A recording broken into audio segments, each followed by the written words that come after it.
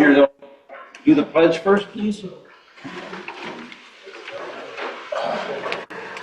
I pledge allegiance to the flag of the United States of America, to the republic for which it stands, one nation, under God, indivisible, with liberty and justice for all. Good morning, everyone. Today is January the 17th, and this is both a workshop and a regular meeting of the Board of Supervisors of the Port of the Islands Community Improvement District. We should note for the record that the meeting was properly noticed, copy of the affidavit. Publication is on file at the district office. All members of the board are here. And item number 2 would be the approval of the agenda. Motion to approve. Make the motion, we approve the agenda. I second it. Thank you. All in favor? Aye. As just a general note, for our utility rate consultant who is standing by, we are going to do the workshop first, but as a courtesy to our utility contractor, typically we let them give their monthly operational report so that they can get back on the road. So we'll be doing the utility operations report 5A just after any public comments that we have this morning. So with that, the next item is public comments, and we have a number of people who have registered here. Captain Thorman, good morning. Yeah, good morning. Good morning. Questions on the formula of the O&M. I know we've gone over this a few times. Under Kish's board, we had a company come in and evaluate the entire Port of the Islands, and they broke up how different areas should be charged, from homeowners to condos to boats. And that was kind of thrown out the window, and now everybody's paying one O&M. So we've got an O&M for a house, we've got an O&M for a boat, we got an O&M for a non-live-aboard boat at this point. With that formula, I'm looking over at Stella Maris North, and I see condos with one O&M, but they don't pay an O&M for their boat slip. Now I've got residents here at Orchid Cove that have pay one O&M for their condo, but then they have to pay another O&M for their boat slip. So I was hoping some clarity on that.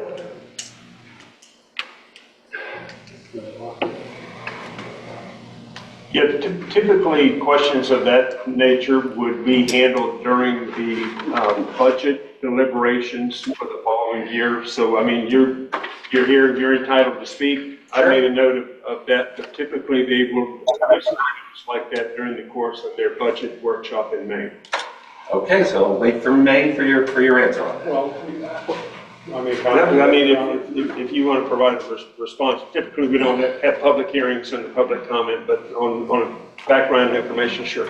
there are some differences. First off, you compared them to the condos where I'm at, right? Mhm. We have our own Yeah. docks, all right? Those docks are actually owned by the Master Association. Okay, so you have your own association for all those docks. So the marina has their own association for their docks. Each slip has 1 meter for all their water. You have, I assume, 1 meter for all your docks, or is each one attached to the homeowner's condo? The docks have a water meter. 1 meter for everybody. That's correct. So it's kind of similar to what the marine's going on for the non-liquid you have. Right, the difference is they're tax ID parcels. Yours are all separate tax ID parcels. Ours are part of the master on the limited commonality for the condo buildings. It's the way it's set up. You can't live on our Can't live on D dock either. Can't live on non-liveaboard boats. But you are, Same similarity here. you are not. And when we talk about O&Ms, we're going to get into that whole thing that we weren't going to discuss again because we've been through it so many times. All right, but when you talk about O&Ms, you're talking about roads, stormwater, all that stuff.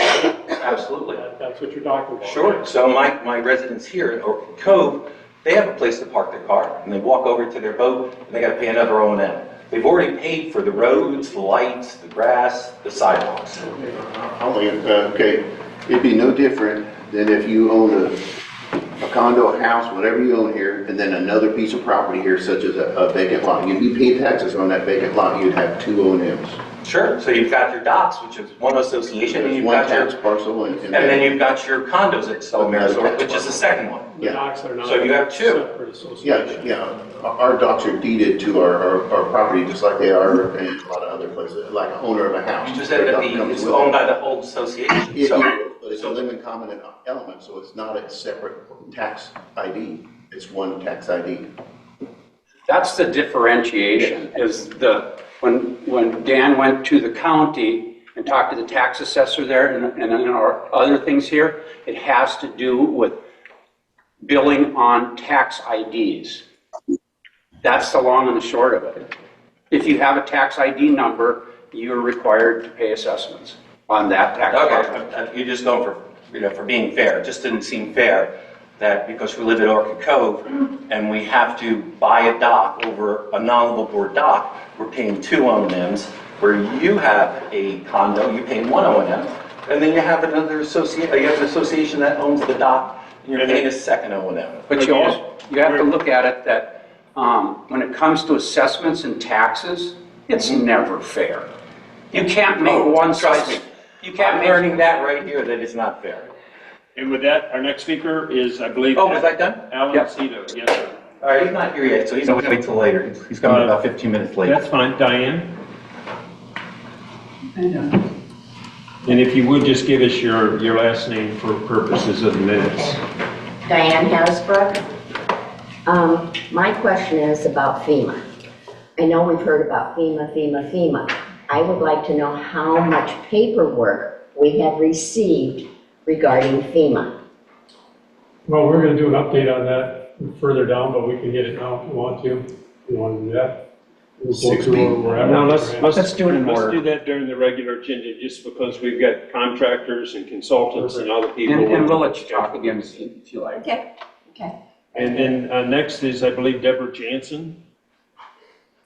Good morning. Good morning. Deborah Johnson, Sunrise Cake. Just a question. At the last meeting, we talked about posting the covenants for parcel 13 on the website, and I've been unable to find them on the site. We talked about posting the conceptual site plan on the website, and I believe that's been done. I don't know that those deed restrictions or covenants were not part of my understanding of what the board wanted on there. That is a separate public record. The conceptual site plan is. Found that, but I do believe I'm going back with last month's notes that brought this up, and I believe it was decided that the covenants would be.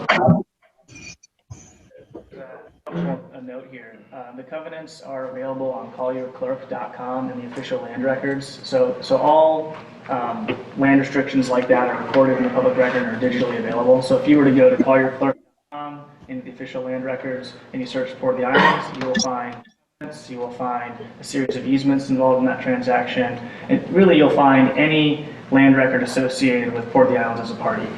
Whether you all would like to put it on the website, I'm not saying you shouldn't. I'm just saying if you wanted to get access to it right now in the meeting, it's publicly available and it has been since it was recorded in 2023. And Do we- it's sorry. Collier Clerk. Collierclerk.com, that's the clerk's website, and that's where you can find all land records, all deeds, things of. Yeah, put in a little trick, put in just like Port of the Islands or something. If you don't get everything exactly right with the right spaces and everything, it comes up and it says not available. That is correct. See, some of that, I don't know, from a legal standpoint or even from a respect standpoint, being that, case is negotiating with MI Homes to buy this property. I don't know if we should be putting all this stuff out on the internet.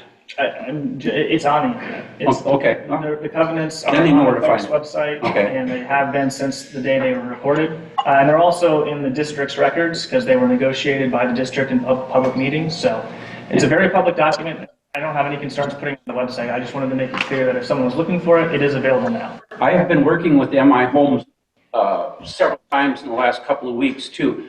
They did alter that site plan a little bit. They're looking at moving 4 of the homes away from close to the gun range and moving them over on the dormitory property where they're also looking at a pool and amenities and so forth. Some of this stuff, it's still a little bit sensitive, but being we have that out there, I'll see if I can't get Neil the latest one that they're looking at. But it's not a big difference, but it's changed a little bit. Just because they went out there and the noise was far more than they thought it was going to be. And then our final registered public comment speaker is Joyce Carlino.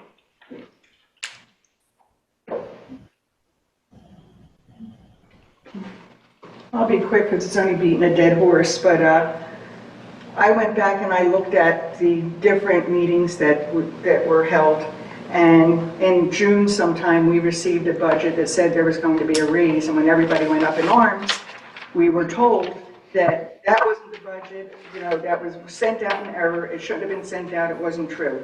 All right, so then I came to the July meeting and I stood here and I said to you, are these raises, am I going to pay the same for my dock as I'm paying for my condo? And you said, no, that hasn't been discussed. We're going to be discussing it here today. One speaker later, the management company said, let's vote to adopt resolution 2024-2. You adopted the budget.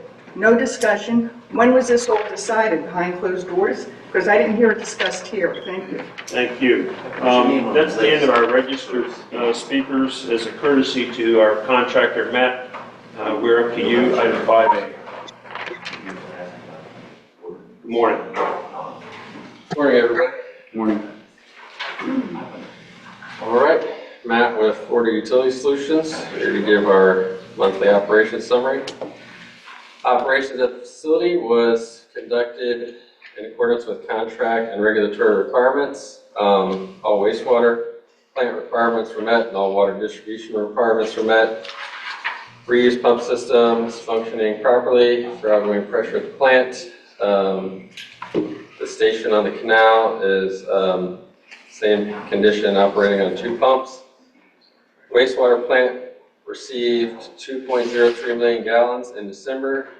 The water plant produced 3.49 million gallons in December. And for reuse, we distributed 11.53 million gallons in December. Just on this note too, the agenda packet now is on the website. So all the stuff that he's talking about is on the website if you need to pull it up on your phone or anything. This is the first time we've done that, but you guys see what we see. Sorry. Yeah, no problem. We read 857 meters and we used 700 gallons of chlorine. All inspections, pump station inspections were done weekly, performed motor control checks. The filter is at the port in customs, so we should have it hopefully next week. So we'll get started on that as soon as it arrives. That's our last item on the plant upgrades. Some maintenance we did at the plant. The hot water heater went bad. We replaced it. We replaced the sediment pre-filters on the ROs, and we replaced the drinking water analyzer at the chlorination tank. We had no OSHA reportable incidents, and we conducted all of our safety training. Very good. So, good month. No issues. Did you remember to have you guys check the covers and stuff all around the port to make sure the covers are on? There's a bunch of valve covers that are off, like especially like over on Newport Drive in there. Water meter lids? Yeah. Yeah. So we rode around and made a count, because we have some other ones at another facility too. And we ordered them from our supplier. Sure. So we don't have them yet. Yeah, during the hurricane, some of them disappeared. Yeah, Yeah. a lot of them did. Yeah. Okay. So, All right, thank you. Thank you. You're doing a great job again. thank you. At Case Drive, right by the entrance there. Okay. Is that you guys that have it dug up, or is that irrigation? It's been dug up for 2 months. All Yeah. over on the other side, Yeah. not Case Drive. I mean, Newport. Newport. I Yes. took a some picture of cones. it a while ago and sent it to Soto. We didn't dig it up. I said, hey, did you guys dig this They up did. or what's your? They repaired it and I forgot what they told me. Yeah, it's been Every dug up. time I ride over there, it's open. Do you want to give Soto a call about that? One other thing is, being I'm talking to you, is one of the residents from here was talking about some gold leaf shrubs in the middle of Union Road over here that aren't doing well and haven't done well, and wanted Soto to take a look at that and maybe replace them. Probably Copperly. Copperleaf, is that what I said? He said I said gold. I used to be a landscaper. Well, we upgraded. We'll give that person some. All right, got her. All right. Thanks. Thank you. Have a Thanks good one. always. Yeah. Have a good weekend. You too. With that, we'll stay on item 5, and for members of the public who are here today, you'll have an opportunity at the end. Under public comment, before we adjourn, you'll have an opportunity to say whatever you want. The board, last summer, engaged a utility rate consultant, Brett Callis, who is probably Florida or Southwest Florida's most recognized utility rate consultant for both public and private utilities. They received the results of that study, felt that it would be a good public policy to re-present it during peak season, when obviously our seasonal folks are here. And so Rob Ori is your consultant. He has a PowerPoint presentation that he will go through, and it takes about 15 minutes or so, as I recall, and then we'll have questions from the board at the end of that time. This is on the website as well, It is. his report.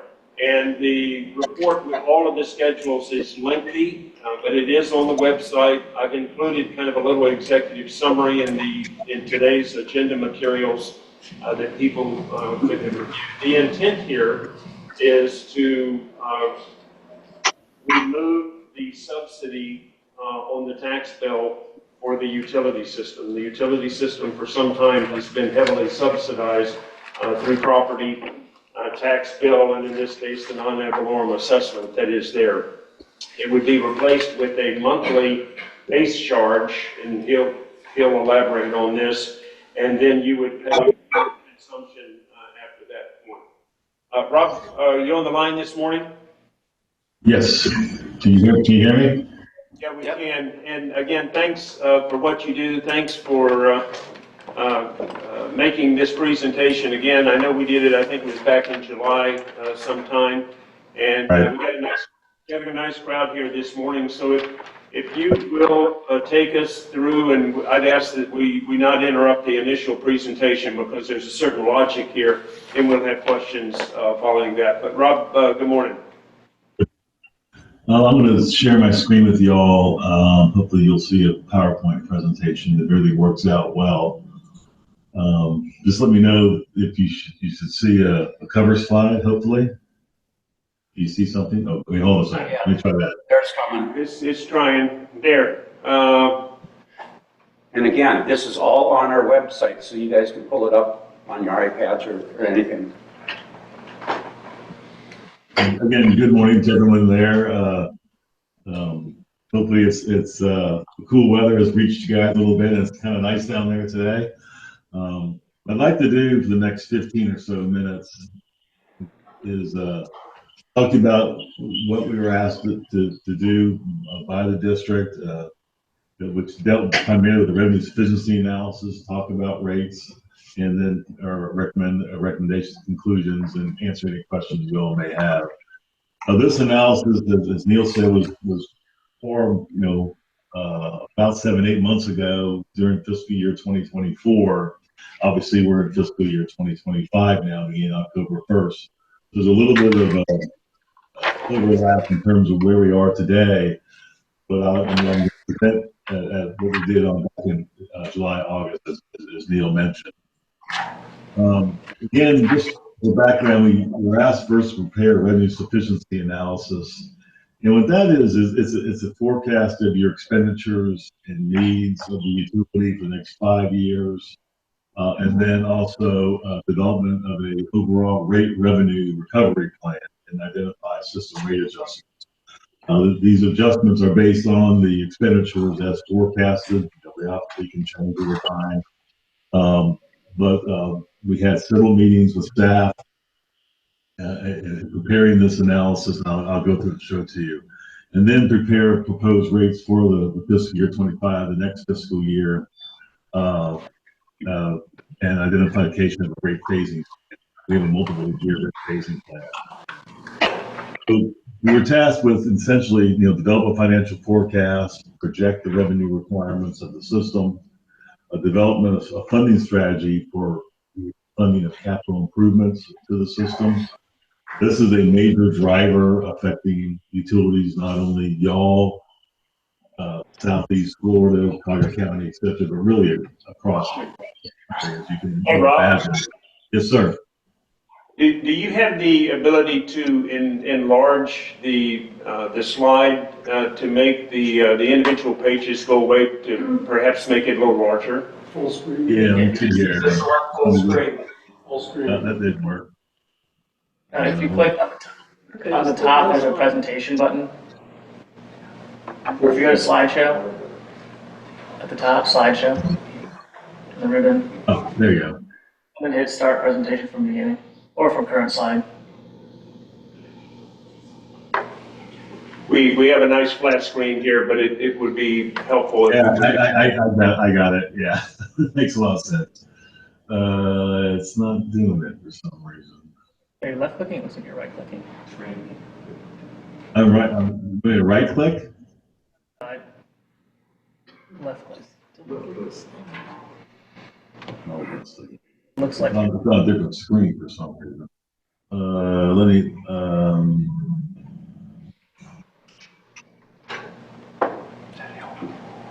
Do this. Sorry. I'm going to stop sharing and reshare. Hold on.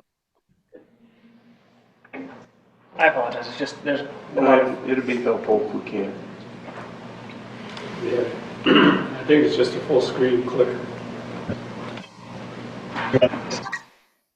There you go. How'd that look? A little better? That is Sorry better. about that. Okay.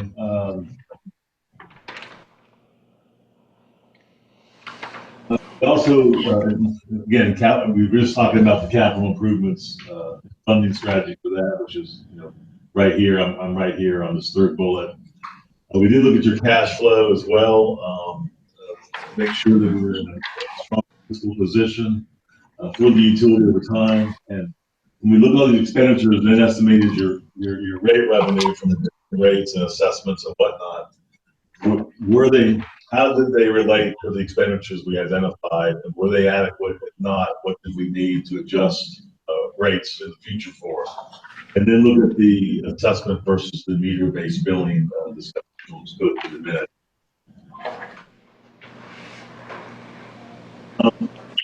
Some of our goals and policies, it kind of seems to be common sense, but you'd be amazed how many utilities don't want to do this. And we want to make sure any revenue requirements we identify, we fully funded it. This links more to the capital improvement plan. We know a lot of utilities out there that have very robust capital plans, and then they fund 60% of it, let's say.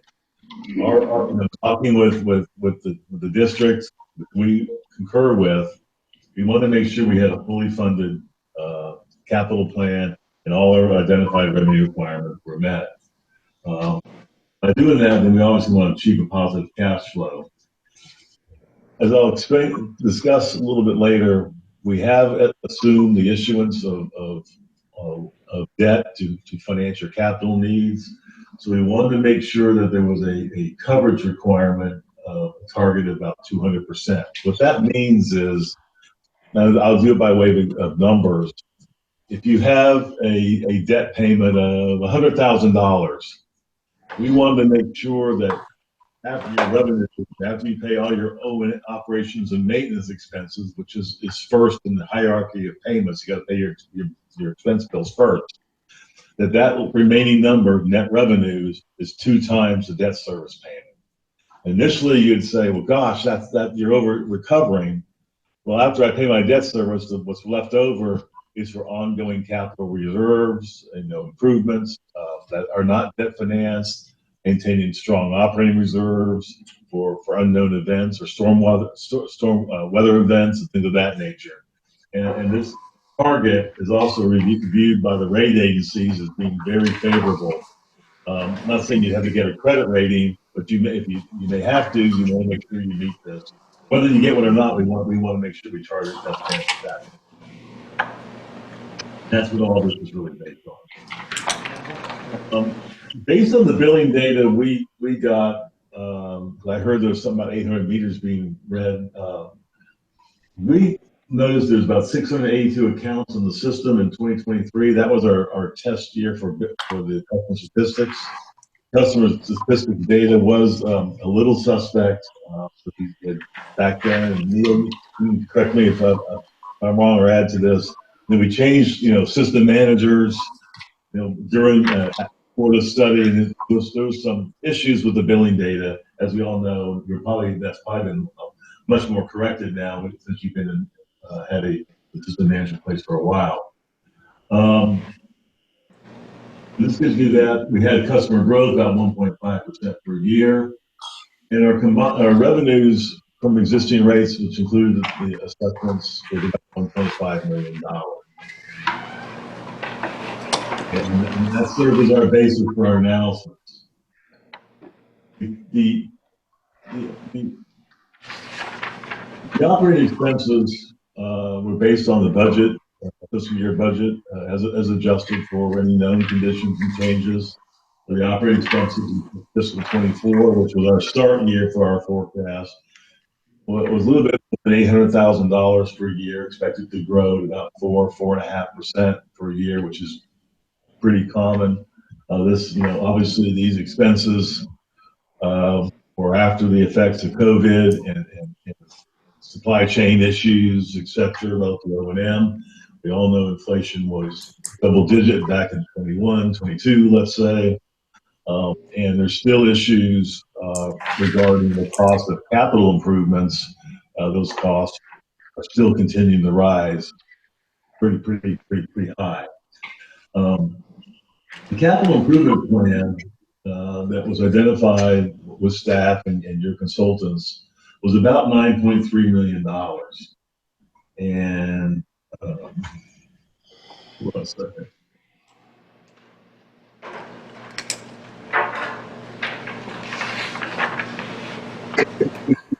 Included a variety of projects, fire hydrant removal, costs and rehabs, well-filled water main replacements and storage tanks, which was a big item. Replacement of the wastewater system, bar screen, things of that nature. And it's about $9.3 million. We did adjust that for inflation, based on the engineering news record, about 3.5% per year. That may be a little light, especially on what I'm hearing about pipe costs lately. But make a long story short, we had about $9.3 million, and this is ascending the curve that was in the forecast of when the expenditure requirements were needed, and this sums about $9.3 million. As you can see, the gray on this chart here, that's the amount of the capital improvements we assume to be debt financed going out to the market. You have no debt now.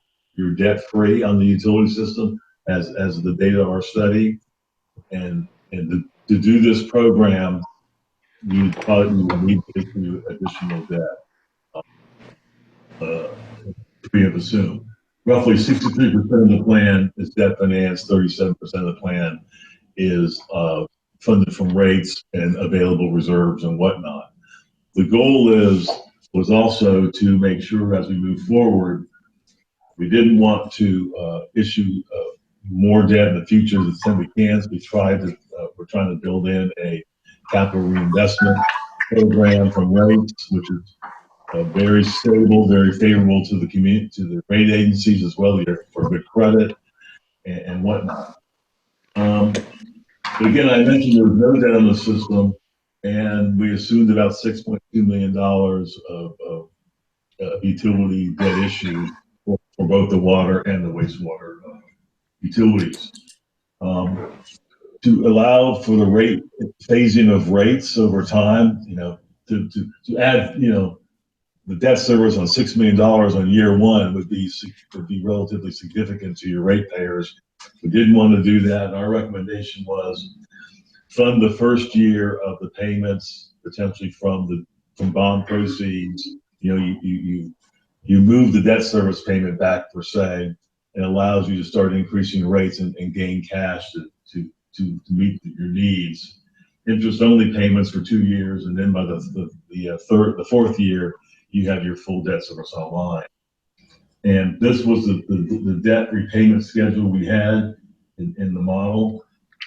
Again, no interest payment here, interest only here, and then level debt service payments with equal payments.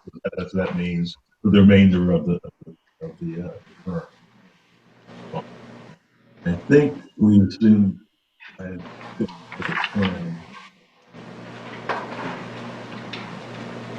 Just give me a second here.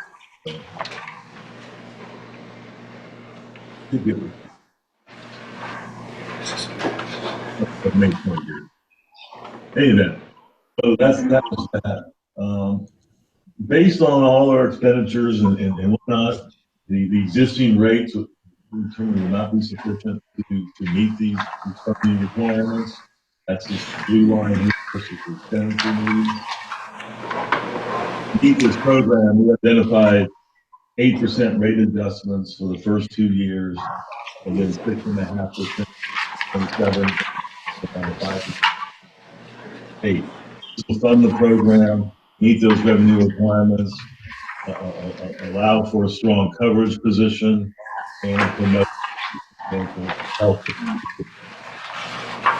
What we're seeing out there right now in the industry, rate increases equal to or higher than this for many, many utilities.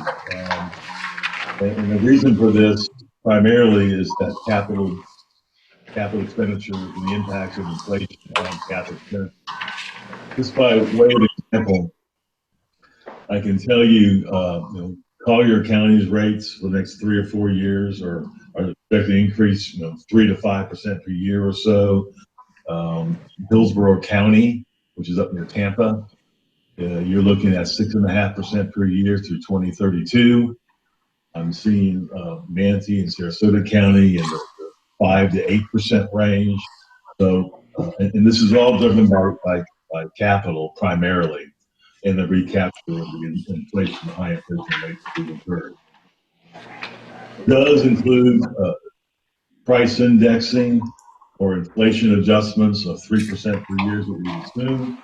So this would include that inflation as well. And you can see that this is really the result of those rate adjustments. Where do we stand? We looked at, with these rate adjustments, we think you'd be in a very strong cash position because we phased in the payment of debt and have the rate adjustments through that. You can see we have an improving cash position, and it drops down a little bit as we spend our reserves on the other capital items that was not debt financed. So it gives you a lot of flexibility here in terms of managing your fiscal position from a cash standpoint. That sort of coverage is very, very strong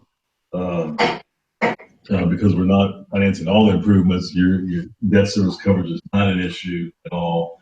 And this coverage amount above your debt payment is that capital reinvestment from rates and whatnot that you need to do is to be very good fiscal position. Additionally, that also gives you the ability of future debt leveraging position to the extent you need it. you've got good coverage and can issue debt in the future. I'm not saying to do that, but you're in a position in case something happens, an extraordinary storm event or a major capital improvement that was not planned occurs, you'd have the ability to meet, address those needs.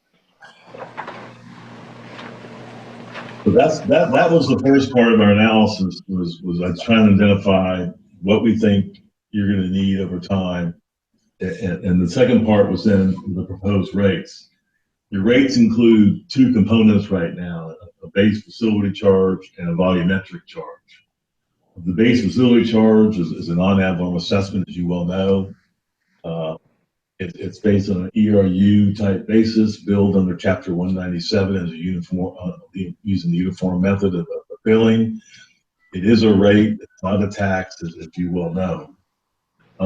Normally for utilities, this base rate or base charge is based on the meters serving the property.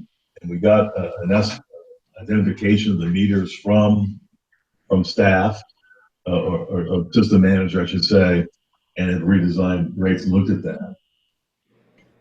For the volumetric rate for wastewater, it's based on the domestic water demand at 75%, which I have seen. It's not as common, but I have seen this as well. If you want to implement a meter-based charge, that would remove the payment to the tax collector, those expenditures that you incur for that, the billing of the uniform method on the tax bill. It would also remove the prepayment provision for the discount. And by that I mean, if you need to recover $1, you charge $1.04 on the tax bill. So if someone elects to take the 4% discount, you still get your dollar as a rate to pay for the cost of service. Normally that rate is grossed up for the discount, such that you're not losing the 4% in terms of what your rates are set. Your rates are set on a specific criteria of cost, as we just talked about. The other thing to mention on that is the system is operated or accounted for as an enterprise fund. And as an enterprise fund, the rates for charges for service is the pledge toward the payment of all the expenditures of the system. There's no district subsidies or anything of that nature for that. If you're going to go to the meter-based rate, these were the rates we identified for 2024. Based on existing data, here's the existing rate, here's the proposed rates right here.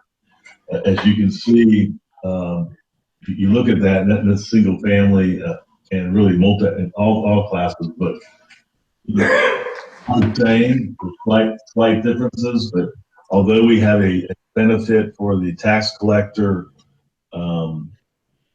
charges not being incurred, we did add in an allowance for bad debts or uncollectibles, because I will tell you that having the base charge on the property tax bills is very strong collectability. It has the same criteria or the same weight as property taxes in terms of payment and hierarchy. And our experience has been when rates are put on the tax bill, this is mainly after this is solid waste. The amount of uncollectibles was very, very low. We also did add a contingency in the rates. The billing data, because of the change in system managers and whatnot, we were a little concerned about the data. We would really like more history on flows to make sure we fully recover costs. Not that we think the rates are wrong, but when you do a rate change like this, there's always some changes, and winners and losers, and who pays. So this would be the rates as we see them. And then for wastewater, we would also recommend that you eliminate the 75% of water scenario, go to 100% of water, and look at potential billing caps.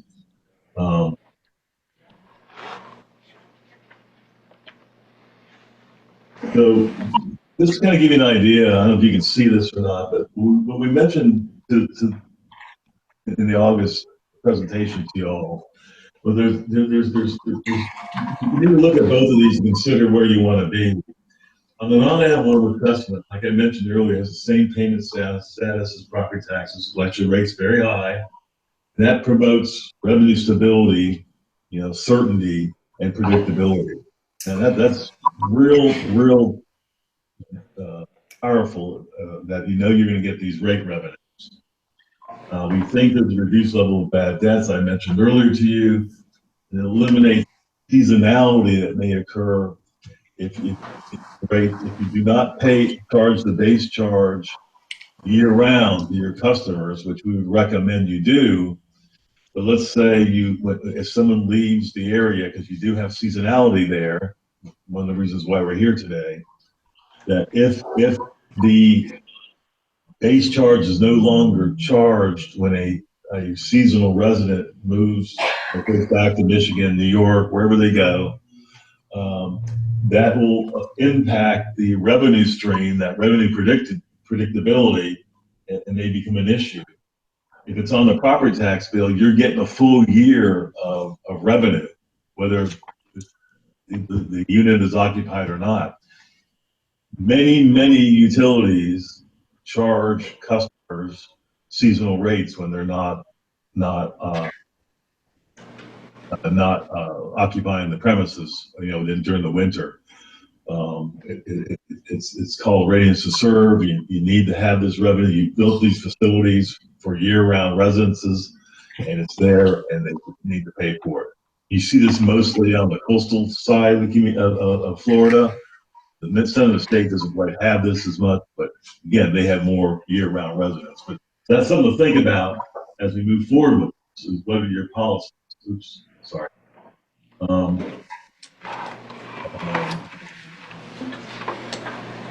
won't go through these others, but on the meter base, that is a very common rate structure.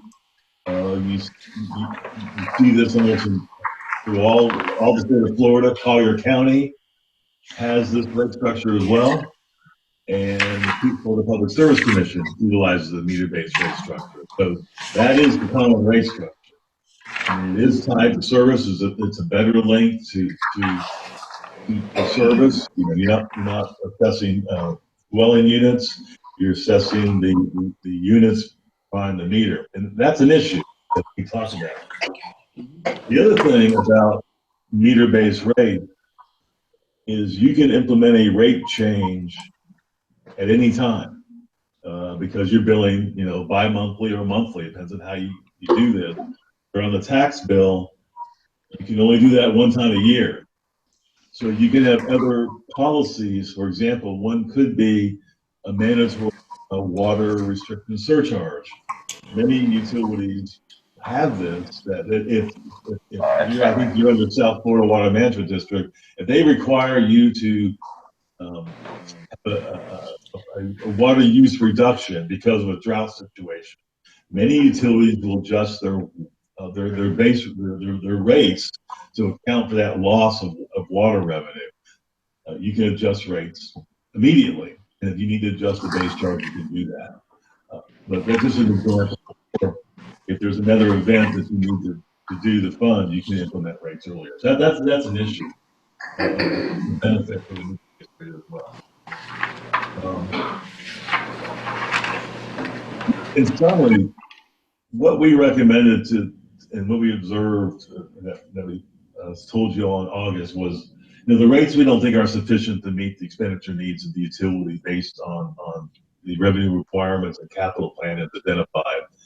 If you shift that capital plan out, which I think is probable, that those projects don't go away, they're still there, and the need for rate adjustments, I think, will still be there in the future.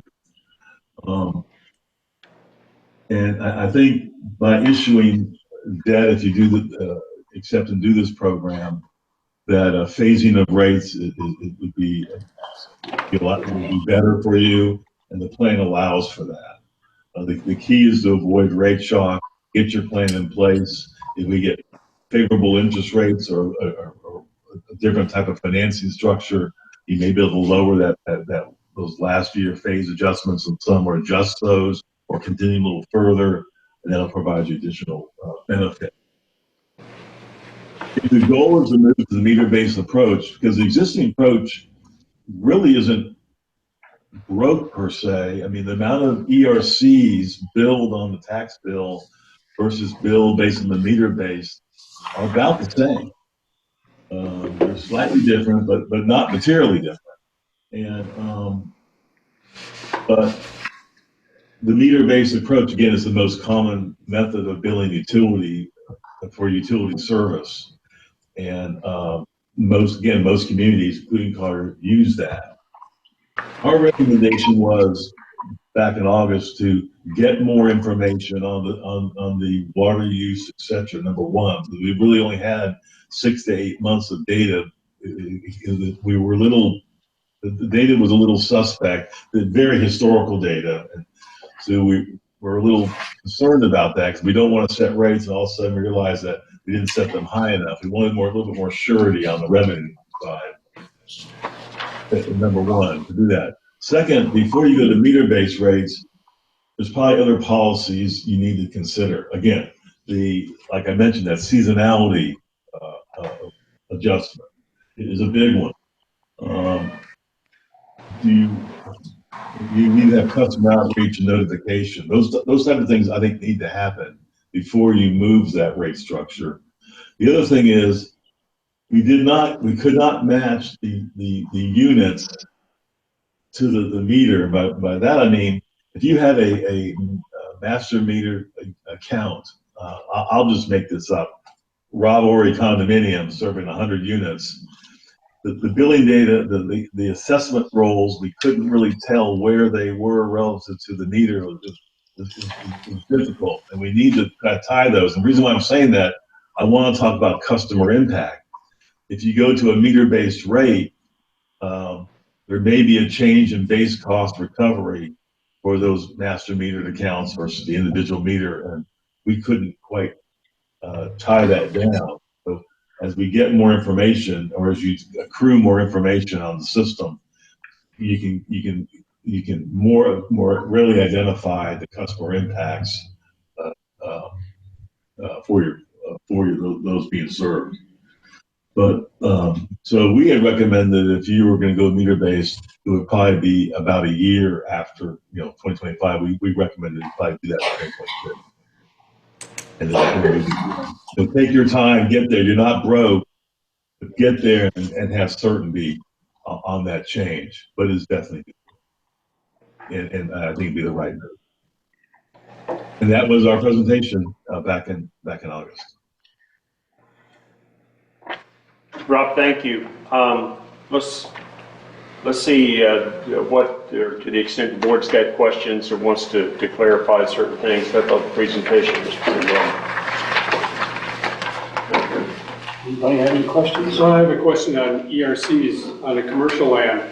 Right now, our commercial land gets assessed whatever EOCs they have on their ERCs on their property, and then they get their O&M charges also. If you move into a meter base, they'll pay their O&Ms. How would we pick up that revenue, or where is that revenue going to come if we lose their ERC payments annually? Talk about vacant parcels, vacant commercial parcels. Rob, you understand the question? Oh, if it's vacant parcels, that's different. I thought it was served parcels. No. We have a couple of large out parcels here that are currently not developed who are contributing for utility services that they don't receive. And the question is, how would we adjust for that in the absence of a metered account? What are the mechanisms available to the board? Yeah, there's a couple. Normally, they would not be, if there's no service being received by those parcels. Generally, you wouldn't charge them a base charge. However, that being said, we have seen utilities charge a rate if there's a capacity reservation for that site. that they should pay some sort of standby charge or line maintenance charge. That would be equivalent to the assessment. By way of example, Martin County on the East Coast, Florida, Stewart, Florida, they charge all development a standby charge equal to the base rate, the fixed cost recovery for all that development. And that would be akin to what you're just talking about there, Neil. And it'd be an ERC based rate, and that's what I would recommend you do, adopt that. Because if they've reserved capacity or capacity is available, then they should pay that rate as a surcharge. Once they become a connected customer, that standby charge obviously would go away, and you'd be under the normal water and sewer rates as you have adopted them at that time. That would be a way to approach that. Under our You also can leave them on the tax bill until, as a billing method until they do connect. That's another option. I'd want to refer that to your legal counsel on that too, in terms of application. I like it all the same. Under our rules of procedures, we do have a place in there that implements for standby charges. So we wouldn't have to change anything. We can still Apply those. Yes. Great. Which, I always wondered, because they've always said you can't take O&Ms off of a property. You can remove the utility part, but you couldn't take the O&Ms off. And we got 50 acres out here that isn't paying a single O&M or anything, and I don't know where that was lost. I've looked in the records, and I've never seen where it said there was a vote by the board to. Normally, when I see this rate, just so you know, it's usually the fixed cost of O&M. I mean, if you got guys, plant operators, for example, they're there whether you're selling water or not. You got to have plant operators there. You got to insure the property, insure the assets and whatnot. Those are fixed costs. They do not vary by flow. Power, chemicals, sludge removal, operating supplies vary by flow. Normally, you would not see that in a standby charge generally because there's no flow, right? But all those other costs are fixed, including depreciation expense, etc. The utilization of the assets are aging, whether they're used or not. They're still aging, and so and that could be as much as 80% of your overall cost. It's fixed when you think of the whole rate. Just some thought there as you're thinking. I can see you thinking about standby charges right now, and so I normally see something like that on this as well. Other questions? This is a workshop, and I know in the past, with the chairman's also, are there general questions of residents who are here today? Obviously, we'll have some subsequent meetings talking about implementation options or alternatives and things of that nature, but I hope you were able to follow the presentation. It's pretty thorough. And any questions of a preliminary nature? Yeah, if you don't mind coming forward, and again, we'll just need your name. Catherine Kellmeyer, Newport Drive. I would like to know if a single-family home is going to be considered the same as condos / boat docks when it comes to the water sewer end of it. And also throughout the presentation, we're throwing out 9 point whatever in capital improvements, and nothing was mentioned about any of these wonderful grants that we're waiting for large amounts of money from. Are things going to be adjusted when we receive and if we receive all this money? Thank you. We don't differentiate between the size of a residential unit. It's tied to the size of the meter. So the base rate would tie to the size of the meter as opposed to some fraction of that. And that's why, and it has two components. It has the fixed component, and then it has a variable component based on the cost to actually produce the commodity. Good question, though. I had a call this week from Curtis over at the slips in condominiums, and he was the one who originally came up with the idea that we should put meters on all the docks. But this conversation that we had the other day basically went along the lines of whether it would be practical to put meters on docks, because his opinion was that they were gonna have to do engineering and so forth, because they'd have to change their pedestals, and, I mean, there was a litany of reasons why he felt that the metering wouldn't be a good idea. And that's all things that we're going to have to take into consideration here, because just because we think that we want a meter on every tax, just like our rules of procedures say, doesn't necessarily mean that we're going to be able to implement that. And I would hope people will be patient and realize that this is a process. And people like Curtis coming in and telling us why he feels something won't work in one direction and we think it'll work in another direction. That's what we need. We need that kind of feedback. So, because we don't know everything, and so all we can do is ask for that. We spent a long time talking about it, and he had some very good points. And so when we go to this, we have to take all those into considerations. The same thing with common meters over in the condominiums over there. Is it practical to put it in there? There are other ways of doing it, of still getting a base rate off of each one, but maybe they still only have a master meter. But those are all things we're going to have to discuss. That's what I wrote down here about some of the hotel condos. Rob, you talked about the meter size would advocate the meter base charges or whatever, but we have a block of hotel condos that have one meter. I think it's a 2-inch line, but there is how many different, I don't know the exact number on Well, it's that. basically the same as the boats. Yeah, Too, they've done 20, 30 units that come into that 2-inch line. At that point, do we charge the master meter for the 20 or 30 units? Or are you going to go off this chart where a 2-inch would only give you 8 equivalent? This is the rate structure that Collier County has employed, that a lot of the PSC utilities that are regulated also employs. Many utilities have a unit-based rate. That goes back to the question the public just asked: are they going to be the same ERC factor as a single-family home? We didn't design the rate that way. We kept it meter-based, consistent with Collier County. Since you're in Collier County, that was the direction we went. So it would be a 2-inch meter with 8 equivalent ERCs behind it. And the comment you bring up is a very good one, because that is the issue with meter-based rates. It's more of an issue with the 4-inch versus the 2-inch. A 2-inch meter serving 23 units, is pretty small. And I usually see higher meter size than that, but that's neither here or there.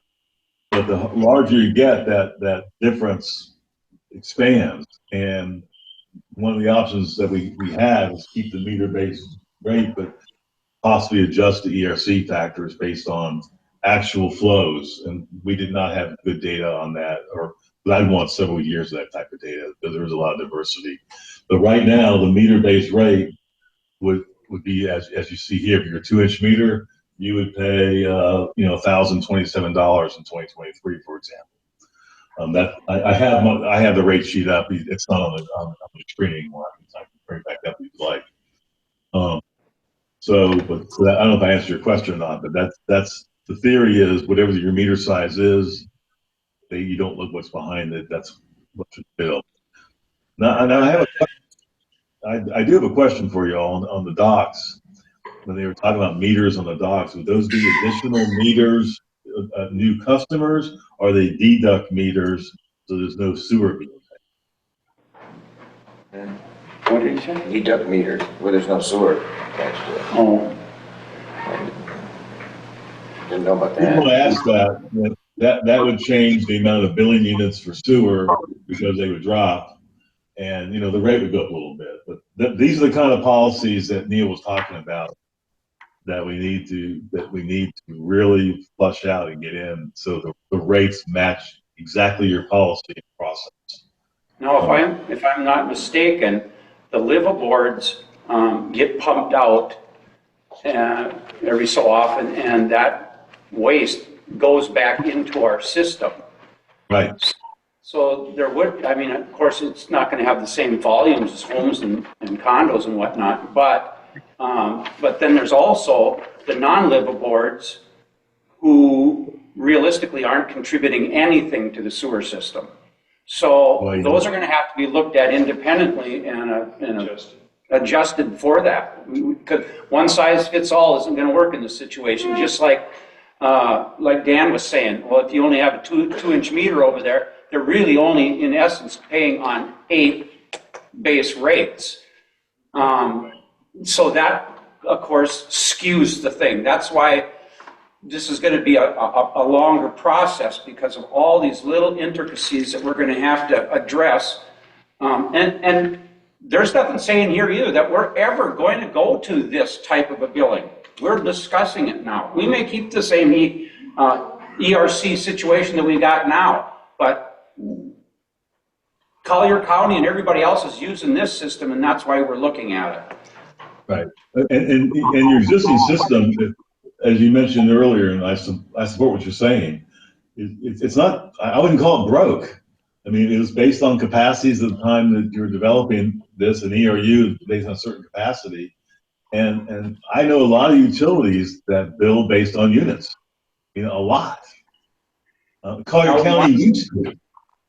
One other thing is, we're never going to be able to get rid of ERCs. We're always going to have ERCs. We may not have much for assessments on them, but we have to keep the ERCs, because the ERCs are dedicated to water capacity. That's why they came up with 1,032 ERCs to start with, because based on the capacity, that's how much our system was designed to handle. So we can't do away without ERCs completely, because if you had somebody come in here and say they're going to build some high rises and all that stuff, all of a sudden, if you don't have ERCs, there's nothing to control what capacity we're getting out of our utilities here. I agree with that as well, and you'll also have the ERCs on sewer as well. You will never get rid of the ERCs. That every utility has ERCs as a unit of capacity measurement. It links to single family customers as well. But you are absolutely right. Anything else? Rob, I told you I thought this would take about an hour. There will be, further deliberations related to this, but I want to thank you for changing some of your plans to be prepared today for Friday. Maybe a question? Yeah, this should be quick. Steve Gunther, Peacock Lane, Market Cove. I just had a question. This is all on potable water, but for the reclaimed water, nothing's changing, right? The only thing that might change in the reclaim is in his proposal here, he recommends that we go to one rate for all. And right now, that goes by 1,000 gallons. The charges are a little bit different if you're in a house or if you're in a condominium association or whatever. The rates change just a little bit after 10,000 gallons or something, which that would probably all equalize across the board. Thank you. It's all discretionary use, and another thought, you may have a base charge on the meter size on that as well too, since it's a separate account. But we can address that when you get to the next step. There again, as we're working on this, Steve, I would hope that you'd come in and give us your input on that so that we can do it as well as we can. Rob, thank you again. We will keep you apprised, and I did make a note. I think we will send you some updated water consumption data now that we have much more sophisticated records over the course of the past year. So I got a couple of follow-ups, but thanks again. We'll let you go and we'll talk soon. All right. And y'all have a great week and great weekend, and I'll talk to y'all soon. Take care. Thank you. Now that's the other thing that we're bumping up against right now on this stuff. Our past management company had such poor records, and we've had to sue them to try to get a lot of these records. But a lot of this stuff doesn't exist. So we couldn't go back and look at trends or anything else because we didn't get the information from them. With that, Mr. Chairman, we'd be back on the regular meeting agenda, and I need to back up to item 4, which would be the review and approval of the minutes of your December general board meeting.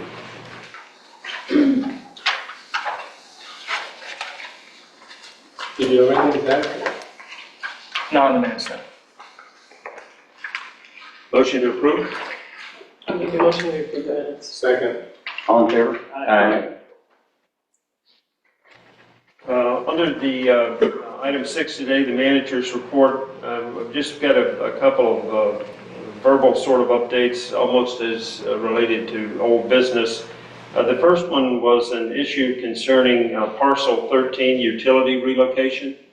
Mr. Lombardo and I have had an opportunity to discuss that and to review the contract language that would leave the final discretion to the developer. You want to share what you shared with me, Zach, right before the meeting in terms Sure. of the contract? As part of the contract and closing documents, there's an easement that allows the developer to relocate the water line. If they do so, it is at their cost. However, that also leaves open the opportunity or possibility that the developer might not choose to relocate the water line and not use that space as part of the development.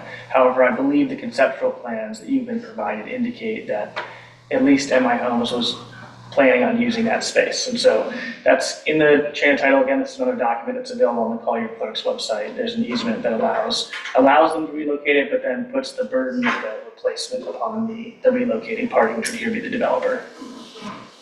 In advance of today, I have asked our engineer to provide us with a preliminary estimate of probable cost to put a value to that. The chairman thought that that might be important. And so I have asked him not to make a big deal out of that, but if he could sort of do a linear foot takeoff and give us some idea as to what the value of that would be going forward. So I had Zoom meetings with MI Homes, a couple of them, and that was one of the things about moving utilities around. Like right now, there's electrical power lines going out there to places that they didn't need to be in the past. I conferred with our attorney about doing that, and what he told us is basically if they take out power lines, they still have to give easements to where they're going to need to be. So it's kind of trade-off, so that was good for them. But I just got another message from him, and we talked about this a little bit, and Dan probably knows about this, but it says, we received our Phase 1 environmental report this morning, and it mentioned the hazard of lead contamination because of the range, the gun range. During our recent team meeting, you mentioned that Port of the Islands has placed a monitoring well on the property for the very purpose of checking for contamination. Can the Port of the Islands please share the monitoring results history of that well with us? I believe you stated that everything has been clean so far, but if we could review the data for ourselves, it would give us peace of mind. What do you know about that, Dan? I don't know how far you want to go with it. We have monitoring wells. To get our permit for the wells, the water and sewer plant, we have monitoring wells that monitor the groundwater. They're mainly there by permit to make sure that we're not polluting the groundwater, so that when our sewer plant releases anything or whatever, that nothing is going into the groundwater around the plant and everything. So we check for that. We can check into that. I have records back to 16 that says, what we measure in those groundwater wells. The funny thing was that with the Everglades Restoration Project, which you heard us talk about at length, and it's still going on today, where they're closing all the canals and stopping the flow of water and putting it through the land, that affects a lot of different things. It's affected some of the flooding on our well roads, some of our infrastructure out there. It's affected the amount of water that comes through the ground by the gun club, because the canal now doesn't get all the water. They're doing that to protect the estuaries, and the project that started back in 2000 or earlier to recover from putting all the canals in Southwest Florida that they put in. And if you ever want to talk about that someday, I'd be happy to sit down with you. We've been to meetings with the top people in the Corps of Engineers, but that all gets into, affects this whole well water thing. So as the groundwater increases and moves through in the wells, we've started picking up lead and arsenic in some of our test wells. And that lead and arsenic is not coming from our plant. All right, and the only other polluter that we could call it that would affect that would be the gun range. We had Rural Water do some studies and they looked at it, did a whole water sewer plant thing for us. Anyway, we're picking up lead and arsenic in those test wells at different times. Depends what time of year it is. Whether it's the wet season or the dry season, the water table fluctuates quite a bit and the amount of flow through the ground changes. We have some pretty substantial ratings of lead and arsenic in a well right next to the gun range, right between the plant and the gun range. Now, just let me interrupt quickly while you're saying that.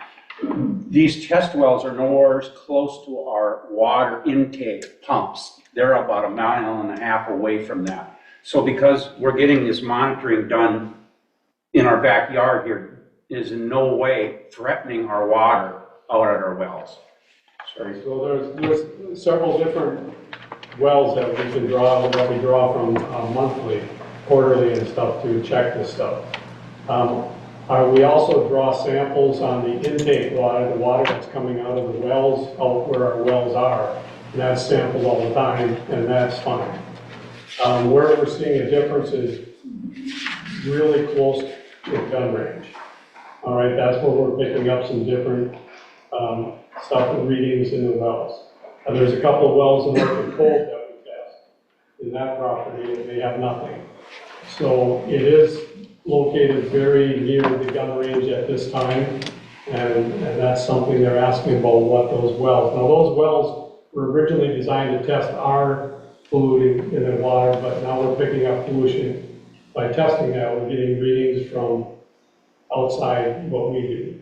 And that's been taken to the DEP. We brought it all over the state of Florida to see what they want to do about it. And at this time, nothing's come back. So we'll keep an eye on it. I just, Matt actually, he's here, Matt left. I asked Matt 2 weeks ago to give me all the results from the wells for 24. So we'll add those to the one we had before, see if it's getting worse, if it's getting better, how the changes in the water flow are affecting that. But there is some lead and arsenic there. At this point, it's located right by the gun range.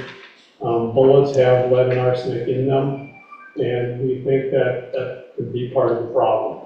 But that's just us. We're not engineers. We are working with people from the state to take a better look at that. And that's what they're requesting in building houses out there. They want to know what that groundwater looks like. Dan, can I give you Al Gruber's phone number? Sure. You talk to him, explain to him, you know, what you're finding, and then maybe supply him with those same documents that you've gotten your hands on? Sure.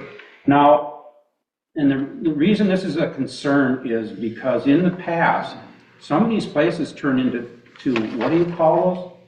Well, a gun range, I don't know if it would be big enough. Super fund, right? But No? what happens when you pollute groundwater is that's not a little thing.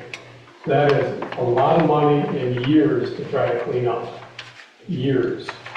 All right, they're not small projects. So if we would ever have to get into some type of cleanup for the gun range, that would be a big deal. You want to tell them that you understand this? No. Okay. Good point. If nothing further on that, item B is also pertinent. Just an update on your FEMA grant status. Kevin Carter of our staff actually serves on your behalf of a local steering committee. In fact, that's where he is this morning. There are two issues that have been preliminarily approved for grants. One involves the trailer-mounted diesel generators and also improvements and restoration of the Wellfield Road. Dan, are there other ones that are important from your perspective? Because we're trying to buggy whip the process to get them to unleash those funds so that we can make some decisions with contracts and purchases. All right, so Kevin is at an at LMS, it's a local mitigation strategies grant program that comes from FEMA down through the state to the counties. Collier County gets to choose where they'd like to apply that money. It's a process we've been in for almost 2 years now.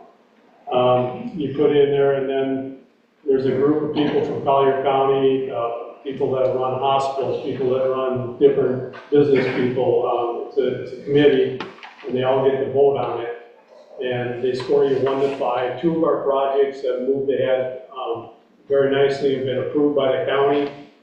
And that's the water storage tank, which is probably going to run, I'd have to look. I'm guessing that it changed a couple times because of different things we did with the tank, but thinking 0.7 million. Am I right on that? Yeah, and I remember our last engineers told us less than 500,000. Yeah, I think we're at something like that right now. That one's moved forward for funding, and it looks real good. That'd be a 75-25% funding. 2 generator trailers that we need during hurricanes to do our pump stations, and last, the last hurricane that affected everything was Ian. That one, we had to put a generator trailer out at the wells because our diesel generator got flooded and blew up. We had to get a new generator. That new generator, by the way, was covered under a grant. So we have a brand new generator out there now that we picked up through grant funds. But so those are the 2 in the MLS that are moving forward. The rest of them are under the FEMA grants, which we'll pay right now. I believe they're paying 100%. FEMA changes that a little bit back and forth. They were 90, now I think they picked up the other 10%. So we have while that meeting was on, I was kind of running up some total grant dollars. We're real close to the $3 million mark that someone asked about that when we were up there. Where are we at with these grants? The FEMA grants, FEMA is interesting. You're in, you're out, you're in, you're out. That's the way the grant thing is going. It got moved ahead for funding, then it got pulled back to ask some more questions.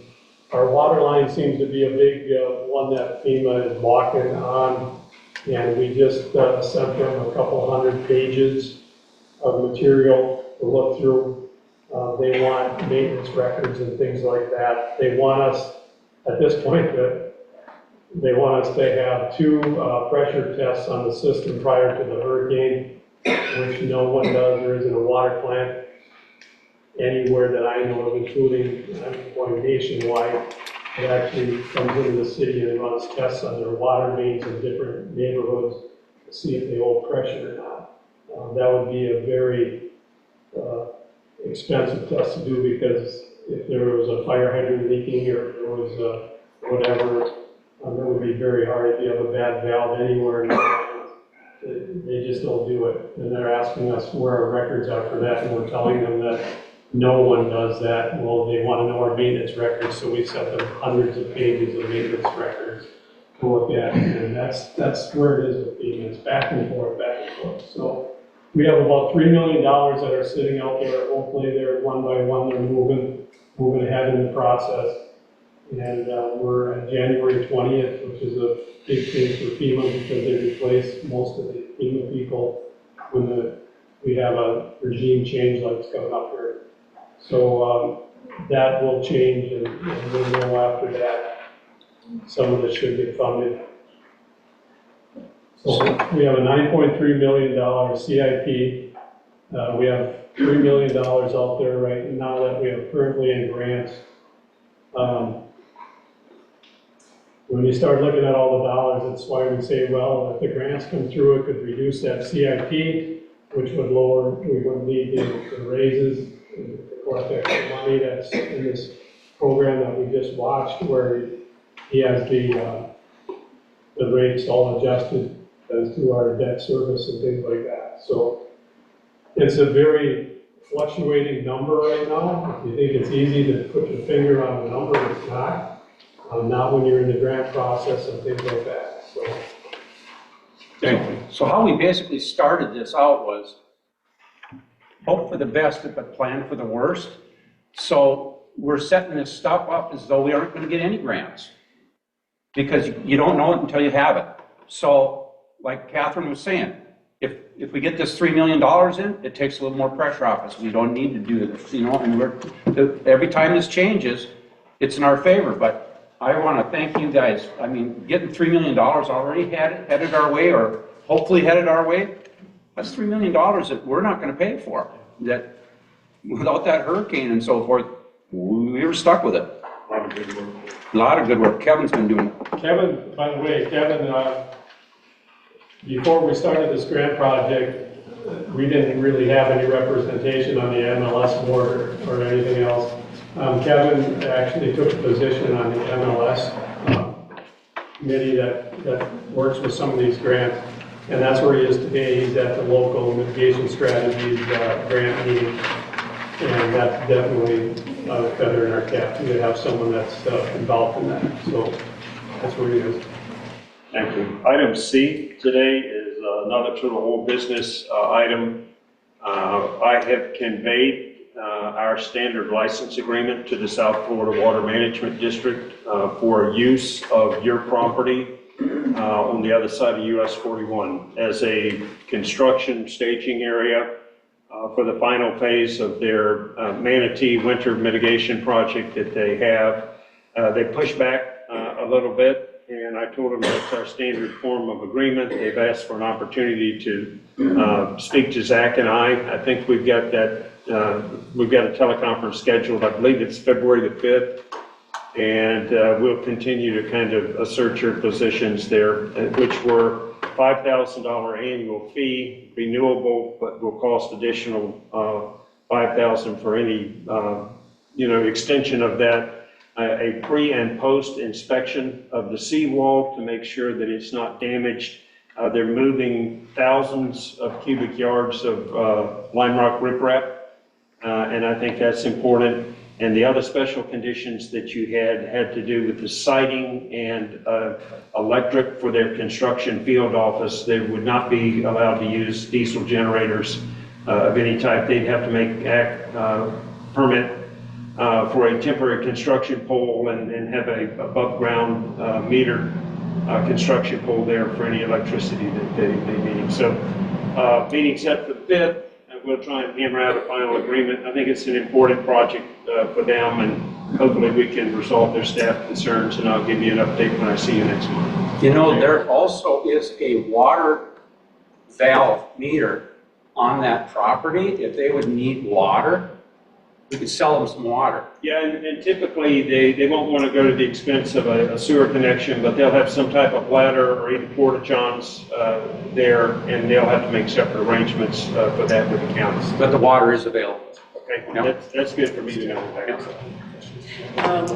As far as maintenance of the property, will that include mowing? It doesn't currently, but I mean, I'll keep that in my hip pocket. If we. What are they pushing back on? Just the whole thing? Just staff being staff. Okay. The details were not provided. It was simply that they wanted to talk about it and they didn't agree to it in its current form. So we're not really sure what they're pushing back on, but it may be something small or formulaic. They have a lot of their own form documents, and Sure. they may just want to use their form. Procedural. The one they gave us was not acceptable in any way from either one of our perspectives, because you incurred all the obligation, and it was to maximize their convenience or their contractor's convenience. And I mean, it is what it is, but I'll give you a better update after Zach and I have a chance to talk. Thank you. Does everyone understand what we're talking about? The lot, if it's just so everyone know. Out front, the lot the CID owns now that has seawall frontage right along the highway. That lot is going to be used by the state to work on that Manatee project down the canal. They're going to go in there and rip wrap and do a bunch of work for the Manatee house on the canal. They're going to spend more money on that? A lot more. And we're hoping to do a little horse trading with them on some of this stuff. Like, I'm going to say it now by thinking about it, but we were talking about getting that canal dredged. The fellow that was working on that was didn't get a hold of me, I never heard from him. As I say, Oh, sorry. Anything going? No, I turned over what I had to you guys after I was told it had to be municipality and continue on with this. Who did you give that to? I've got it. Oh, okay. But the first part where they want to do their current work Yeah. is really where it needs to be dredged. And as you go out, the very first things you come to are PVC poles put in there and painted by the marina. That right there going out to your right is what needs to be dredged, and that's right along their program. Is it? And it might be the road riprap that is washing in and following it. Oh, That's the spot. maybe we, at some point, get our engineer involved in that too. I'm making a note now. Okay. Thank you. Okay, so they're gonna use it, they're gonna store it, they're gonna be bringing all the limestone, they're gonna haul out barges out to the Vanity Home. They're gonna have equipment that goes out on barges, they're gonna have a house trailer set up there as an office. That, we said they had to be hardwired, they couldn't run generators all the time there, just because the community doesn't want to listen to generators running all the time on that lot for a couple of years. So they had to do that. Quick question, any plans of selling that property to try to recoup the $560,000 we spent on it? Steve, you want any discussions on selling that property or what we're gonna do with the money we start to do? We didn't buy that property with the idea of flipping it. We bought it with the idea that we would use it as a community unless somebody came along and has a really good use for it, like they wanted to put some type of a commercial thing on it that the community would feel would be beneficial to the community, then we would sell it. So you put a for sale sign on it and you start weeding out those offers, would that be the thing we do to try to recoup our money and get what we were looking to get? For the next 2 years. Excuse me, if the gentleman doesn't talk to the expert, we're not gonna get the recording that you need, I just need to remind you all. You're right, Frank, sorry about that. I'll save it for the end. Again, if the gentleman doesn't come to the expert, you're not gonna get a recording. Okay, I just said I'll save it for the end. okay, let's move on. Final staff item that I have today are the second month financials. They're behind the next tab there.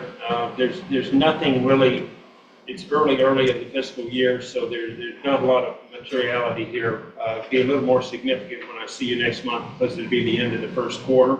I do want you to know that your cash position at the moment is $4,446,000.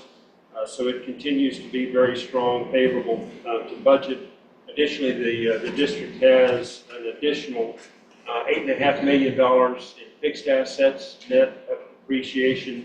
Total assets on hand at the end of November, just a little short of $13 million. There were some payables that are depicted on the liability side of the balance sheet there. And just very quickly on the income statement, I wanted to point to interest earnings continue to be very strong, even as they have ticked down a little bit. $11,000 in interest earnings during the course of November. Additionally, you will see that obviously we got a big slug of money just prior to Thanksgiving. People taking advantage of the 4% discount. A total of $316,000 came in net of fees from the tax collector and with the associated discount there. I prorate those between the general fund and the utility fund. The amount for the general fund is $145,000. The amount for the utility fund about $177,000. Expense side, all the expenses after 2 months are favorable to budget. So again, I'll just sort of stop there and have a little more meaningful presentation next month. Does anything jump out at you as being over budget?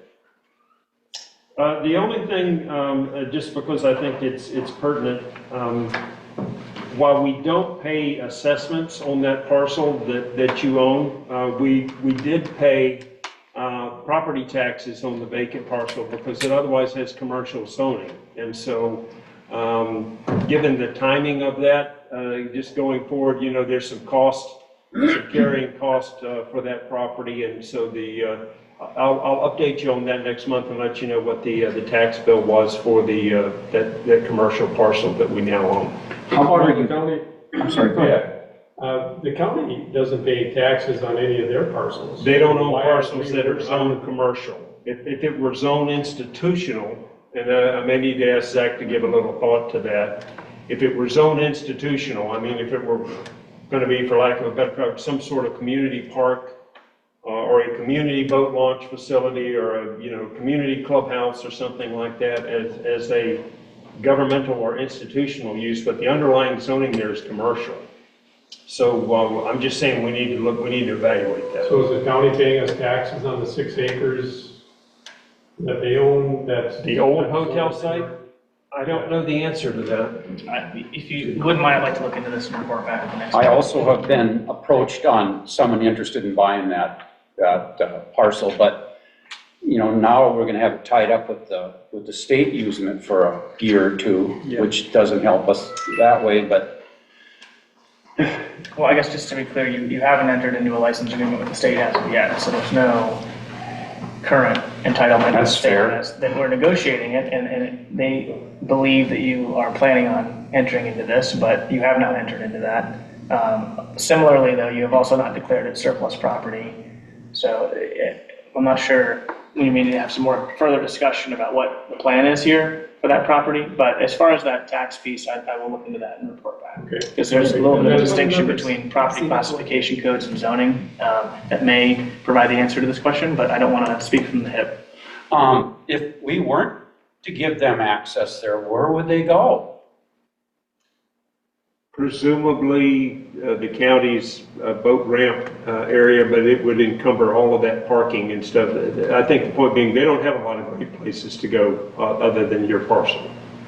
I mean, I don't like the idea that us, in essence, having to take it off the market if somebody comes to us and wants to buy it, because we got carrying costs on it. Understood. Well, and I guess also, someone could buy it subject to the license agreement, right? They would be stuck with this. It's not a tenant because they're doing a license agreement, but they'd be stuck with the licensee.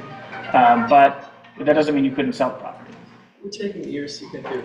Yeah, I don't know that that Years would to develop anything. be. Sure, permitting alone will take 2 years to do anything on there. That's one other thing, Yeah. I think you collected some monies that were outstanding on the water bills and things like that, didn't you make some progress? Yeah, I shut the water off for the utility meter at the hotel. There's some internal dispute as to who's responsible and what the end use is. I had, I guess, the president of the condominium called me, and he thinks they're filling the pool with that water, and I said, I hope not, it's treated sewage effluent. And I said, but I can't speak to that. I said, our policies are pretty secure. I said, I provided a professional courtesy and documentation of not only the cost, but the pictures of the original rupture of the line. And I said, you're gonna pay us. I think they may have, Kevin picked a check up, but I would need to confirm that. And if the check clears, then we'll shut that irrigation water back on over there. Okay. I have no reason to believe that the gentleman's impression was that it's also the makeup water. I don't have any reason to believe that's true. I don't know. Yeah, that's not a rumor we should get going. No. So, you sent out a bunch of delinquent, did we get made whole on most of them? We did. Again, I'll give you an update on that. I usually do that once a quarter in terms of what our receivables are. There are no other receivables beyond 1 month's normal consumption. Excellent. We have done a very good job of cleaning that up. Good. Again, we kind of inherited some ancient receivables and things, but we've got a good handle on that now. Good, thank you. Thank you for the good work. We went from having a long list of people that owed money for their water bills and things to, right now, they have it pretty well cleaned up. So that's awesome. That takes us down to the attorney's report. Zach, do you have any other items? I have 2 items. One, at the last board meeting, there was a question about using the engineering firm to identify various easements that allow you to maintain permit compliance. We had a call with your engineer to get a cost workup on that, as what he would think that would take. I believe the quote for that was $10,000. And so I think the engineer is looking for an indication as to whether you'd like him to do that. And specifically what this is, it's essentially a permit compliance review, going through the existing South Florida permits, confirming what all the duties are and ensuring that you have the necessary property rights to perform your duties correctly. Now, would that include drainage areas and everything? That's not what I asked. Yeah, all platted I'm easements. sorry, what did you ask? What did you ask for? I just asked for a map of all the easements. I mean, we will eventually need that, but what I'm looking for is all the drainage easements, so that we know what we have to maintain. Okay. I've tried to get to the bottom of this even before I was on the board. That goes right back to the fact that we just didn't have records kept anywhere, and that was all the way back to the engineering firm. Okay, I'll ask them to bring forward Hang on one second. a quote. Do we think that, do we want to spend $10,000 to have them do that? I don't think we need, let's find out what our easements are first, and then Okay. do that. Is that? I mean, my only thought on this is that your responsibilities as to what you should be doing are primarily set by your permits, more so than the easements are allowing you to go in and take action, but what you need to do is specified in the various permits. And so I think that, and maybe that's why I garbled what you had asked, because I was thinking of it from a terms of requirements, permissions standpoint, which I think both of these things would be very helpful. I was really hoping that was going to be on our GIS report that we paid all that money for, which we got nothing for. But me personally, I would really like to know once and for all What our easements are and what our responsibilities are, because this just keeps getting pushed all of around. it, yes. If it includes all of that with a map, yes. And I think that also included some legal time. I think his estimate included both the legal review of the plats, but also the compilation and an exhibit, or exhibits at the end of that process. Verification of drainage maintenance responsibilities. Is there anything else that you would think that they should be looking into? No, I think that review of the permits. As long as it includes a map of an actual map. the easements. We'll clarify that. I would like to make a motion that we authorize this study to be done. I second it. Well, Is there a discussion? what do we know exactly what he's Yes. looking So- for? so- I want to talk from. Yeah. Specifically what the engineers proposed is to verify drainage and maintenance responsibilities in the vicinity of Newport Drive, is what he specified. Oh, no, we want So the you want the whole, whole we need the district. So whole we place. need a new quote, because we need to understand the full scope. Have him And it's 10 grand for Have them Newport Drive. contact. Yes. Okay, let's hold on. Until we. Then I withdraw the motion. Zach, you said two things. We need a scope of. Yeah, I do have a second thing. So I will ask him to contact you. I will also, and then I think what needs to come before you, because I think it's going to be a larger item, is a full-on written proposal as to what he's doing, so we can be very clear about what the study is.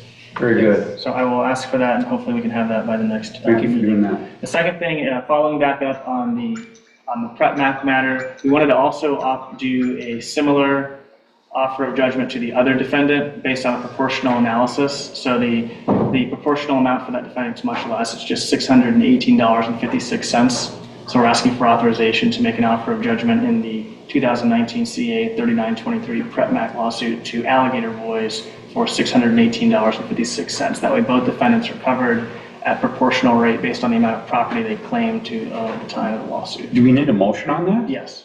I'd like to make a motion that we authorize him to send that to the Alligator Boys. I'll second. All in favor? Aye. Other than that, if you have questions, I'm happy to answer them. And I guess just to confirm from the notes I was taking in the meeting, I will look at the mowing obligations on the South Florida license agreement. I will look at the property tax classification on the commercial property. I will get back with the engineer and relay that you're looking for a full written scope of work for the entire district that includes a visual map of the easements. And those are the notes that I had. Also, you're still moving forward with the suit with the former management company? So on that one, we are set in the back, and the absolute backdrop is we're set for trial in July.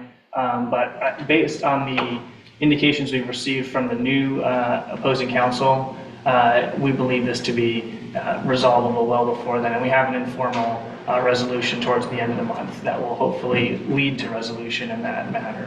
I think there's been a sort of a changing of the guard on their position, and now it just comes down to a little bit of an organizational challenge. And I guess I shouldn't say a little one, it's a major organizational challenge to go through what was provided and make sure that we truly have what we need here, but I think we have a good path forward on that. And are we not now dealing with their professional liability insurance company? Yes, so Game changer. the new attorney is insurance counsel. Yeah, he knows what he's doing. This time. Okay. A lot of progress there, a lot of stuff going on behind the scenes, but. Yeah, you guys are spending a lot of time on that. I appreciate that. Do we, at that point, do we recover all our attorney fees and things that? Yeah, at all times in that lawsuit, we are pursuing recovery of attorney's fees and costs, and the Florida statutes provide for that in the public records lawsuit. To include certain costs associated with our accounting staff to try and recreate depreciation schedules and things that were brought up. So Really? So you guys might be able to recoup some? We're tracking those. Oh, I hope so. We'll recover as much as we can. The traditional format is typically attorney's fees and costs, but it does appear in this particular situation there may be some more damage style costs that could be evaluated. Stay tuned. Very good. Any other supervisor requests for today? I just want to bring up the report that was up there and the rate increases and whatnot that were recommended based on what we were going to do, which I want to point out to everybody. I don't know, I've been out here since 2005, and we've had one rate increase of 20% back, I don't know, 6 years ago or something. But that whole time, there's been no rate increases. And now to cover what our potential debt was going to be, they were not taking into consideration the FEMA, which would have put us at a $6.2 million debt that we would have had to pay off. Point being, you know, we tell you we're trying to find money. I know a lot of the stuff didn't go over very well before, but we haven't had any rate increases. To me, that's another form of mismanagement that we should have been doing. Somehow we should forecast that out. So we still have anywhere from 8 to 6.5% rate increases based on what our debt's going to be. So just so you know, there's still more costs coming. It's not. But also for the people who haven't been here in the past, we've got avenues of being able to borrow money at extremely low interest, and some of it could even be. Could you tell these folks this again about those funds that we might be able to access? The state of Florida maintains what's called the State Revolving Fund. They're called SRF loans. It's managed through the Department of Environmental Protection for wastewater and water systems in the state. And it's got two very government-friendly functions. One is that they are incredibly low interest rates, and then the other piece is that every year they go through all the issued loans, and some of them they forgive huge amounts, sometimes 80 and 100% of the loan amount. There's a lot of factors that go into that, but it's very typical for I would say a lot of the governments in this area to use the SRF program to improve water and wastewater infrastructure. That's what the money's there for. And this is something that I believe Supervisor Truckee and I are going to talk a little bit about to try to bring back to you some ideas for this, because it's a type of funding tool that is not currently being used. There are some prerequisites or some studies that you need before you can step into that program, but they're helpful studies, and you're already involved with Florida Rural Water Association, and they are all over the SRF program. In fact, what I notice is that they tend to have an ability to influence which ones get forgiveness, because FRWA has a huge amount of trust for the state of Florida. The state trusts their opinions on what needs to happen and where the infrastructure is needed. So it's a great program. It's, like I said, used by a lot of your sort of neighboring governments, and I think it's a great tool. It's also, importantly, a much more responsive program than a FEMA grant. The FEMA grants can be quite frustrating, and there are plenty of governments who are sitting here still trying to get IRMA grant money today.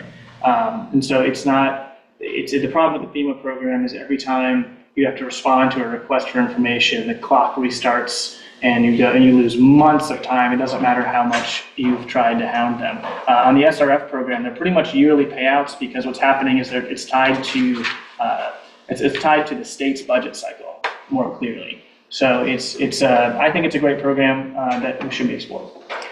And that's why we don't go to a bank like the last management company did and borrow money from a bank where the management company actually got a kickback on that. You know, they got a percentage of that loan. So the whole reason for being a CID is so that we can access those kinds of things. And if you heard what he said is, we can take a loan out and we have a good chance that we could get 80 to 100% of those things forgiven. And if not, it's still like a 1.5%, 2% interest loan. It makes it, you know, he talked about mismanagement. That's exactly what we had going on here. We should have never went out and borrowed that money from a bank. On to the next. With that, Go. Alan, we're down to final public comment. Good morning. Good morning. Just a couple questions to talk about Islands CID, Newport Drive, Dock D. You mentioned earlier, Steve, that one size doesn't fit all, and that you're starting to realize that. So I would like for you to ask the board if you wouldn't mind revisiting Docks B and D in the tax bill, because not only part of what you used last month as a conversation is that we have the same amount of rights to be here as all the other living boards and the units, townhomes and houses, but we don't have the ability to live aboard. So it's not the same. So if you wouldn't mind possibly revisiting that next month, I would like to hear something about that. I know that you talked about the water meters and not one size fitting all on that too as well. Dock B and D don't live aboard, so just take that into consideration. The Scott Prepin lawsuit, is there any other update with that, with the Prep Mac outside of the money you were trying to allocate to the other defendant? There's no further update on that lawsuit this time. Okay, and there's just one question about the manatee home that these people were trying to come up here and do anything. Wouldn't it be nice to know if there's actually manatees behind that barrier? There are not. There are not. I'm the one who actually looks behind that every day with a drone in the sky, and outside of 1 week, I've seen a significant amount of manatees. I've been doing this drone for over like 2.5 years. About 1 week, there's been a significant amount of manatees back there. We don't have a dog in that fight. Well, I know, I'm just bringing up a point that why instead of this whole company and this whole thing, they're trying to do all this out here, there's really not that many manatees back there. Yeah, you're talking to the wrong group. Well, I know, I mean, maybe you talk to them or anything, let them know, like, hey, on with this project is going forward, but there's just, I mean, outside of Straggler, 1 or 2, there ain't that many manatees back there. They're kind of wasting all taxpayer money doing it to begin with. They could have probably bought those manatees a home in Port Royal for what they're going to spend on. And as far as On our issues back there, by the way, several of them. I'm just letting you know that I do this a lot more than anybody else does. I mean, and I'm just letting you know that, I mean, what you know or what you've seen, there ain't that many back there. There's other reasons that we want to cooperate with South Florida Water Management. It's a big part of the state government, right? Water management in the state of Florida, and when we're asking for things like dredging our canal and things like that, it's nicer to be on the inside than the outside. We have no control over it. that's what you call horse trading. Yeah, well, doing that, I mean, and wasting money to do something that's kind of insignificant to We begin know with. that, we have no control We over don't that have management control over it, program so- or what they spend on it. They ask to use our lot, and we're trying to get an agreement together to let them do that. Can you ask them for more than $5,000 a year? Probably not. I mean, for a parcel that costs maybe around $500,000, shouldn't it be fair on a percentage raise? I mean, what can we make off that money off of a conservative return? I mean, 4 or 5%, I mean. What's the holding cost for the property? So the holding cost, $5,000. If you can make something, I mean, if we were to sell that lot and make a conservative 4 or 5% someplace, I mean, that's $25,000 a year. So why aren't we getting $25,000, or at least something comparably close to that amount of money from the government? Do you have anything else? No, that's it. Thank you. Any other public comment?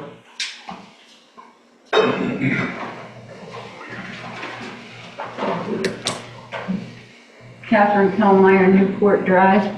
I have a copy here of the minute from December 20th, and Mr. John Horman had asked the question, or stated, that everyone's taxes have tripled. And he also asked about plans to sell parcel B. But Mr. Durrell explained that the primary reason for the increase in tax bills this year is that the district was annexed into the mosquito control district for the first time. When I got my tax bill, I looked, I really didn't see anything on it, so I assumed there was no mosquito tax done. When I read this, and it's talking about the biggest increase was because of the mosquito control. I went back to Marco Island, who we know is under Collier County mosquito control. Although they don't have any taxable value on the cemetery, Collier County mosquito control mill rate is 0.1349. I then went to somebody in Naples who is Mr. Durrell's account. He has two. One is for a lot, specifically noted Collier County mosquito control, 0.1349, same as Marco Island, for $4.32. The assessed value on that, or the taxable value, is only $32,000. I also did Mr. Durrell's, I'm assuming, home. Again, specifically noted Collier mosquito control, 0.1349, with the taxable value of $573,000, which comes out to $77.37 Mr. Durrell paid for mosquito control. I then went to Mr. McNamee's tax, like I did last year. There is no listing for Collier County mosquito control. I went to Kellmeyer, my apartment, again, no listing for mosquito control. And my boat dock, no listing for mosquito control. I anticipate next year, if the rate doesn't change at 0.1349, that the mosquito control on my boat slip would be $3.29. The mosquito control on my dock or on my house condo would be $4.83. Mr. McNamee's would be $76.17. So my Collier County on my apartment went up a total of $23.90 on just the Collier County. So the statement that Mr. Durrell made that the increase, the big increase in taxes was because of mosquito control is not correct. The biggest increase on the taxes for us here at Port of the Islands is the O&M on my apartment went up $374.12, as did everybody else's, and my dock went up over $600. So I would just appreciate it if you would kind of get your facts straight. Thank you. I think that came, I'm not going to debate you, I think that came up in the context of a discussion where I said the largest individual amount had to do with Collier County Public Schools, and that I doubted seriously if there were a lot of school-age children here. But in addition, both the Greater Naples Fire District had proposed an increase in millage, and we had petitioned the Mosquito Control District to incorporate this community into their district as well. And the point was that there were other reasons for the increase. If you're not happy the way the minutes were transcribed, I apologize for that. If the Mosquito Control District, based off of what they told us a year ago, did not levy that millage consistent with the beginning of the fiscal year on October 1st for the tax bill that you received, That's not what they told us. I would say that was a gift, because they certainly led us to believe, as did the fire district, that if their millage increase was approved, they were going to apply it this year. So I don't know what your individual tax bill looks like, but there's a whole variety of reasons associated with it. What was the fire? At the September primary, they asked for a substantial increase in their millage rate, and it was overwhelmingly approved. I presume that they applied it to this year's fiscal year. I don't know that. At what point would we go after greater Naples Fire District for a decrease in our rating to better match most of Naples? Yeah. Good luck with that. It's sort of like us. There no other public comment? Please come up. Sure. Your next meeting is February the 21st. Are we done then? Nope. I'll wait for you. Okay, my name's Rick Mishler. I've been a property owner here for almost 25 years, owned 3 different places. I'm a non-resident of Florida, so I'm helping you people out. Okay. Thank you for that. I want to thank you guys. It seems like you guys are having a good time here, everybody that comes up to speak. But over the almost 25 years that I've been here, I've noticed that there's been more polarity in all the different homeowners associations around here. There doesn't really seem to be a sense of community. It's like one against the other. I don't know how to correct that. When I used to come here, the hotel was an area where we could go and have dinner, and we met everybody, and things were good. We had music and a couple drinks, and occasionally we'd bring fish up to get it cooked. That's all fell by the wayside. We haven't done anything new here since I've been here. We had a chance to actually buy the marina at one time, and they thought I was crazy. Why would you want to buy the marina? Well, in retrospect, right now, you see what we have. People fighting, people living on the liveaboards, and I have nothing to say about those people. They're fine people. I drink coffee with them in the morning. But it's another problem. The marina also, thanks to not buying it, we get to pay almost $6 a gallon for gasoline over there now, which is out of our control, and $6.50 for shrimp per dozen. I think what we need is a community center somewhere within the thing. Now people can go ahead and laugh and say, oh my God, it's going to cost me $5 a month, you know, for it. I'm not asking for any money from anyone.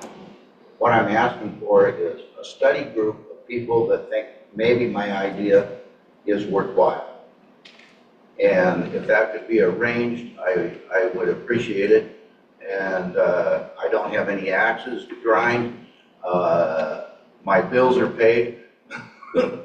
And I like it down here, but I would like to have community improvement. And I think it would help our property values down here also, other than just inflation that went crazy over the last 2 or 3 years.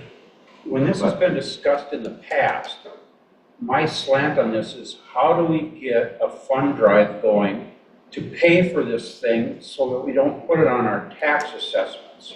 Okay. You know, I just have to believe that there are people around here that would contribute to that or put us in their wills or something, but I mean, I think the first thing to do is look at how can we drum the money out. I come down here to live, not to die. Mm-hmm. So I don't want to be able to go out and eat and do that. No, just go talk to your lawyer and make sure you make us a beneficiary. Yeah, okay. No, I'm willing to ask people for money for it, not to increase their tax rolls or what have you, but I really think it would be a benefit. I mean, there's people that won't move out here because there is no restaurant bar. They said, we're not going that far. Now, I talked to Tom again yesterday. the opening was delayed again. And it was because they found mold in the restaurant, or I mean in the bar. And so they're You tearing it know, out. that hotel. We all know. I We all don't, know. You know, got the tip jar or what? Oh. We, thank you though for that. We appreciate it. Okay. we looked at the entranceway on Newport, right? Yeah. Well, didn't he want to sell it to us for? You know, I've been talking to him about that and Anyway, thank it's you. not going anywhere. I mean, rather than go permit process and all that other stuff to build, it'd be a lot easier to buy an established building than to try it. You know, that just brought to light one thing they should have brought up earlier. I was gonna ask Kevin if there's been any movement on the median that we paid $35,000 a year. No, they just, right now, there's not been any movement at all on that meridian. They have this beautification process that's supposed to be coming up in 2025. You're talking about the US 41 median? Yeah. Yeah. Yeah, that was all done under a special right-of-way permit. And the county put a condition on it at the time that it was issued that it would be the responsibility of the CID to maintain if it were constructed. It would be nice if we could figure out how to conserve some, you know, make it so that it isn't so labor intensive. We've been taking the smaller plants out, so it is less. Very good. You're still toilets the same. If we go But we down, haven't done it. if we go down, all there is shrubbery. I mean, those little low bushes. If we go down to the palm trees that are out there, right, then there's no charge for it. And we're spending a lot of money on irrigation and everything else over there that At we're that not point, putting the that county has bill. to come in and mow it because Pull all the plants, put rock down, leave the trees. It's worth investigating. Yep. there isn't that. Go for it. Just two comments. Need your name again, just. Captain John Thorman, Orchid Cove. On the property where they're gonna put all this tonnage of riprap and spend a few years there and construction trailer, I don't see any reason why we shouldn't have a for sale sign also on that property to try to recoup the money that we spent on this property. And second, concerning the gun range, the pipes that we have going in, are they lead or, I know they were put in about 60 years ago. Are there any lead pipes out there? No. No. No, no lead, okay. Thank you, I appreciate that. Well, some of the cities I know do have old lead pipes. But we don't. Not me. Okay. I'm not gonna work. Okay. It was a Entertain a motion to adjourn and we'll reconvene then on the 21st. So before we do that, how are we gonna spend time, I mean, we need to move this process along now. And are we gonna be able to do it just at monthly meetings? Hey, I've you made talking about the water? Yeah. I made some notes here and I think what I'll do is I'll get with you between now and the next meeting and then we'll lay out a little calendar for the board as part of a decision tree to be able to devote time at some future meetings. Yeah, I think we're gonna have to spend more time than just here. No, we need to spend some time on it at the next meeting. I mean, we can't Of course. because we didn't discuss any of what he said. But maybe even in between, have special meetings at some point too. Okay, I mean, I don't care. Okay, I have a quick question, if you don't mind. I'm not sure if I missed it, but is there any status on putting up a gate? I'm sorry, could you give us your name, please? My name is Leo, and I'm a condo owner at the Port of the Islands. Okay. Perfect. I'm sorry, go ahead. And my question is, I know at some point you guys talked about a front gate, trying to make us a gated community. Is that off the board? Because I don't think a lot of people were really in favor of it. So is that off the board now? And we can concentrate on other things than putting a gate to block traffic? Yeah, it's really just put on the back burner. It hasn't gone over very well. So at this point, it's just. Excellent. sitting Okay. there. Thank you so for your- much. You All guys right. have a good Leo, what's your last name? Ramos, Ramos. Thank you. Thank you. Thank you. All right. I second it.